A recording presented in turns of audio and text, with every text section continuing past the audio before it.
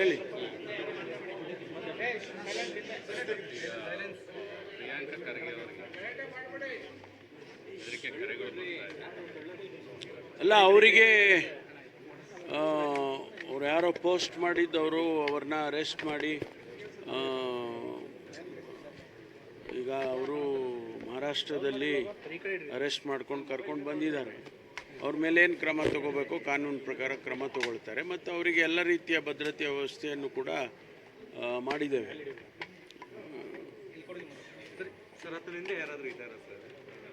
ಅಲ್ಲ, ಅದನ್ನು ವಿಚಾರ ಮಾಡಬೇಕು.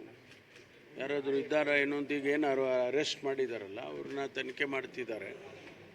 ಒಂದು ವೇಳೆ ಯಾರಾದರೂ ಇದ್ದರೆ ಗೊತ್ತಾಗುತ್ತೆ. ಅಲ್ಲ, ಅವ್ರಿಗೆ ಈಗಾಗಲೇ ಕೊಟ್ಟಿದ್ದಾರೆ. ಭದ್ರತೆ ವಿಚಾರದಲ್ಲಿ ಏನು ತೊಂದರೆ ಇಲ್ಲ, ಅವ್ರಿಗಾಗಲೇ ಭದ್ರತೆಯನ್ನು ಕೊಟ್ಟಿದ್ದಾರೆ. ಯಾವುದೇ ಸಂಘ ಸಂಸ್ಥೆಗಳಿಗೆ ಸರ್ಕಾರಿ ಭೂಮಿ ಅಂದರೆ ಜಮೀನುಗಳಲ್ಲಿ ಅವಕಾಶ ಇಲ್ಲ ಸಭೆ ಸಮಾರಂಭದಲ್ಲಿ ಹೇಗೆ?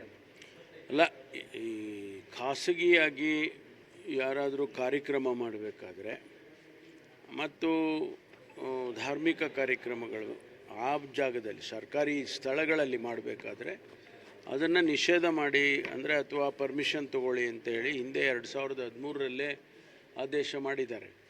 ಅವತ್ತು ಜಗದೀಶ್ ಶೆಟ್ಟರು ಮುಖ್ಯಮಂತ್ರಿಗಳಾಗಿದ್ದಂಥ ಸಂದರ್ಭದಲ್ಲಿ ಅವರೇ ಆದೇಶ ಮಾಡಿದ್ದಾರೆ. ಇತ್ತೀಚೆಗೆ ನಾವು ಅದನ್ನೇನು ಎನ್ಫೋರ್ಸ್ ಮಾಡೋಕ್ಕೆ ನಮ್ಮ ಸರ್ಕಾರ ಬಂದ ಮೇಲೆ ಎನ್ಫೋರ್ಸ್ ಮಾಡಿ ಅದೆಲ್ಲ ಮಾಡೋಕ್ಕೆ ಹೋಗಿರಲಿಲ್ಲ. ಈಗ ಇತ್ತೀಚೆಗೆ ಕೆಲವು ಸಂಘಟನೆಗಳು ಅದನ್ನು ದುರುಪಯೋಗ ಮಾಡ್ಕೊಳ್ತಾರೆ ಹಾಗೆ ಅಂತೇಳಿ ಕಂಪ್ಲೇಂಟ್ಗಳು ಅದು ಇದು ಬಂದಾಗ ಅದು ಹಿಂದಿನ ಆದೇಶನೂ ಇದೆ ಹಾಗೆ ಹಾಗೆ ಅಂತೇಳಿ ಈಗ ನಿನ್ನೆ ಕ್ಯಾಬಿನೆಟಲ್ಲಿ ತೀರ್ಮಾನ ಮಾಡಿ ಶಾಲಾ ಕಾಲೇಜುಗಳು ಧಾರ್ಮಿಕ ಸ್ಥಳಗಳು ಇವುಗಳನ್ನೆಲ್ಲನೂ ಕೂಡ ಖಾಸಗಿಯವರಿಗೆ ಕೊಡಬಾರ್ದು ಅಂಥೇಳಿ ಒಂದು ತೀರ್ಮಾನವನ್ನು ಕ್ಯಾಬಿನೆಟ್ ಮಾಡಿದೆ. ಅದಕ್ಕೆ ಈಗ ಎನ್ಫೋರ್ಸ್ ಮಾಡ್ತಾರೆ. ಇಲ್ಲ, ಹೋಗಲಿ ಜಾಗದಲ್ಲಿ ಕೂತ್ಕೊಂಡ್ರೆ ಯಾರು ಬೇಡ ಅಂತಾರೆ. ಅದಕ್ಕಲ್ಲ, ಕಾರ್ಯಕ್ರಮಗಳು ಮಾಡೋದಕ್ಕೆ ಮತ್ತು ಯಾವುದಾದ್ರೂ ಕೂಡ ಬೇರೆ ರೀತಿ ಚಟುವಟಿಕೆಗಳನ್ನು ಮಾಡೋದಕ್ಕೆ ಅವಕ್ಕೆಲ್ಲ ಅವಕಾಶ ಇರೋದಿಲ್ಲ. ಇಲ್ಲ, RSS ಅಂತ ಒಂದೇ ಅಂತ ಅಲ್ಲ, RSSಸು ಸೇರಿ ಬೇರೆ ಬೇರೆ ಸಂಸ್ಥೆಗಳು, ಖಾಸಗಿ ಸಂಸ್ಥೆಗಳು ಅಂತ. RSSಸು ಒಂದು ಸಂಸ್ಥೆ, ಆದರೆ ಬೇರೆ ಬೇರೆ ಸಂಸ್ಥೆಗಳು ಕೂಡ ಕೇಳಬಾರ್ದು, ಯಾರು ಕೂಡ ಪರ್ಮಿಷನ್ ಕೊಡಬಾರ್ದು. SSIT ಮತ್ತು ಹೆಗ್ಗೆರೆಯಲ್ಲಿ ಎರಡೂ ಕಾಲೇಜಲ್ಲೂ ಕೂಡ ಬೈಟೆಕ್ ನಡೆದಿತ್ತು. ಹೌದು, ಹಿಂದೆ ಭಾಳ ಹಿಂದೆ ಒಂದು 25 ವರ್ಷದ ಹಿಂದೆ ನಡೆದಿತ್ತು.